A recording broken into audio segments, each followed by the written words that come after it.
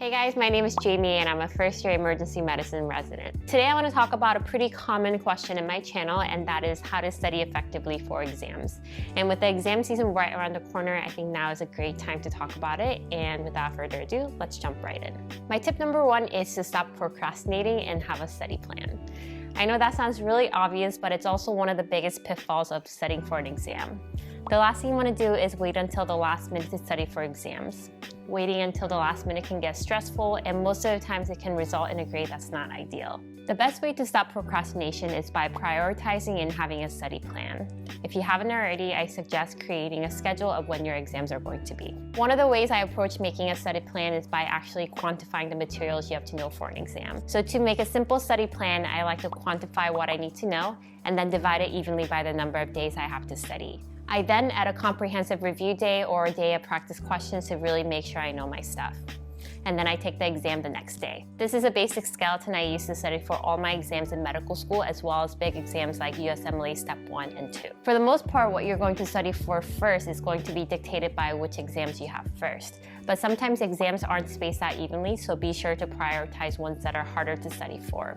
So for example, if you find chemistry challenging, then it makes sense to prioritize it over a subject that you don't find as challenging. Once you have a plan on when to study, my second tip is find an area where you can study. People have different preferences when it comes to study locations. Some people like to study in a quiet library or at home, while others like to study in a cafe with some background noise. In both scenarios, you want to find an area where distractions are minimal. So that means if you're easily distracted at home, then maybe you should consider studying in the library. And alternatively, if you're easily distracted by people, then it would be better to study at home. A lot of people have told me that they find Study With Me videos to be really helpful when they're studying. If you haven't tried them, you can check out some of mine at my Studies channel. My third tip is to change your study style for different subjects. Some classes require a lot of memorization, while other classes require a lot of application.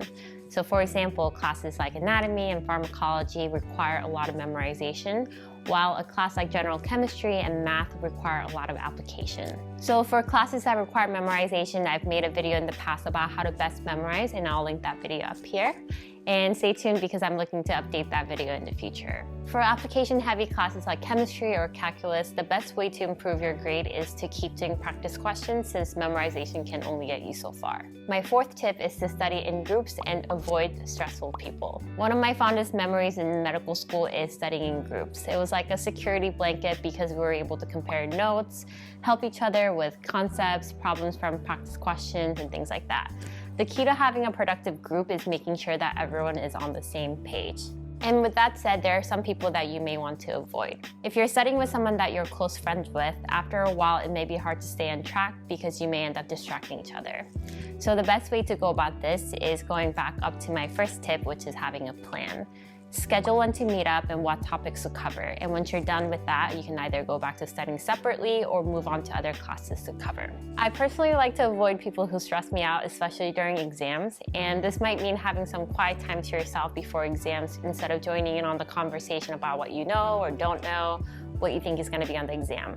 I think anxiety can definitely play a big role in how people do on exams, so it's best to avoid people who stress you out and stay as calm as possible before taking your exam. Finally, my last tip is to make sure to get enough rest. Sometimes all-nighters can seem like it's appealing, but again, going back to my first tip, if you're planning and prioritizing, there's really no need for all-nighters.